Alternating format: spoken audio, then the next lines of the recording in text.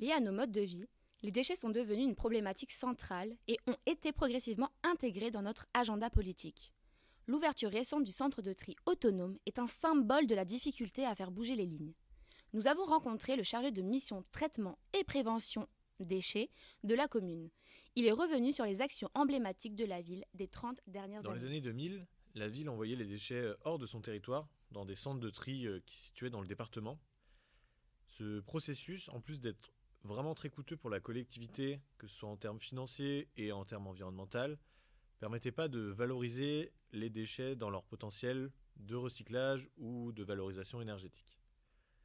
En 2022, la ville a décidé de changer sa gestion. Basée sur deux circuits, l'un qui concerne le traitement et l'autre la prévention, l'objectif était à terme le traitement local des déchets.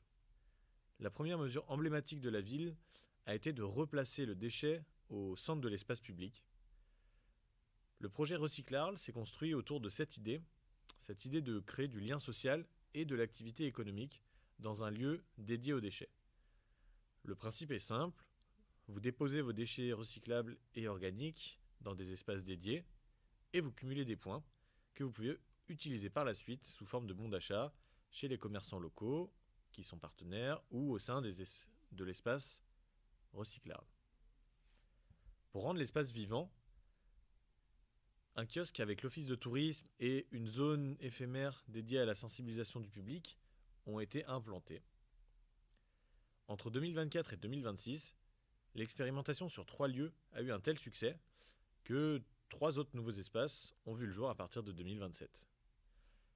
La ville avait aussi négocié l'implantation de nouveaux services dans les tiers-lieux, comme les food trucks, la présence de food trucks ou la présence de casiers en accès libre de vente des produits de nos agriculteurs locaux. L'effort relatif induit par le déplacement vers la station, puisque les habitants étaient incités à aller vers les stations de tri communautaires, ont eu pour bénéfice de réduire la production à la source et de préparer au mieux les habitants et les habitantes aux mesures en faveur de la sobriété qui ont été prises par la suite.